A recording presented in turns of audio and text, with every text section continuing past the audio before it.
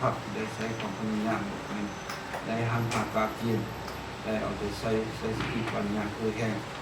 ประกอบส่วนในการก็หน่วยพักอนามัยและส่งเสริมสุขภาพอาหารและยาแผนกสาธารณสุขแขวงพุ่งสาลีดำเนินชีวิตการเมืองไทยสมัยและทาบทามหอบที่2กองประชุมดำเนินชีวิตการเมืองไทยสมัยที่2และทาบทามบุคลากรผู้จะสมัครคณะหน่วยพักสมัยที่3หอบที่2ของหน่วยพักอนามัยและส่งเสริมสุขภาพอาหารและยาที่ขึ้นกับคณะภาคฐานแผนกสาธารณสุขแขวงพุ่งสาลีได้จัดขึ้นในตอนบ่ายของวันที่4มิถุนายน2025นี้ที่ห้องประชุมห้องการสาธารณสุขเมืองบุญเหนือโดยการเป็นประธานของสหายดร.ไซนุภาพสุจันทร์เลขาคณะภาคฐานหัวหน้าแผนกสาธารณสุขแขวงพุ่งสาลีเข้าร่วมมีคณะหน่วยภาคคณะบุคลากรคันแขวงตลอดหอดสมาชิกภาคหน่วยภาคดังกล่าวเข้าร่วมในกองประชุมสหายดร.พรไสตุลพันธ์เลขาหน่วยภาคอนามัยและส่งเสริมสุขภาพอาหารและยาห้องหัวหน้าแผนกสาธารณสุขแขวง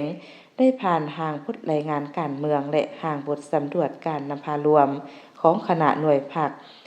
อนามัยและส่งเสริมสุขภาพอาหารและยาสมัยที่2ระยะ5ปี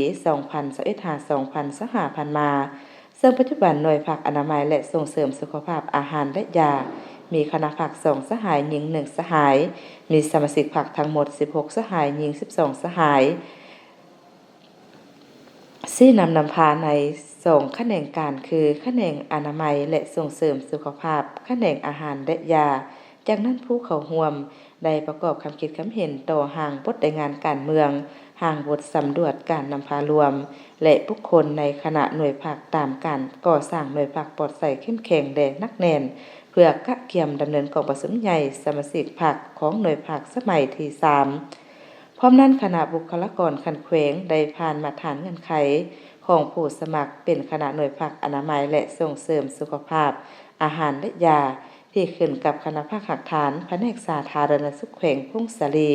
สมัยที่3แจกใหญ่บัตรและแนะนำวิธีการคิดบัตรทับทามพร้อมทางดำเนินการปอนบัตรทับทามหอบที่2ตามระเบียบการ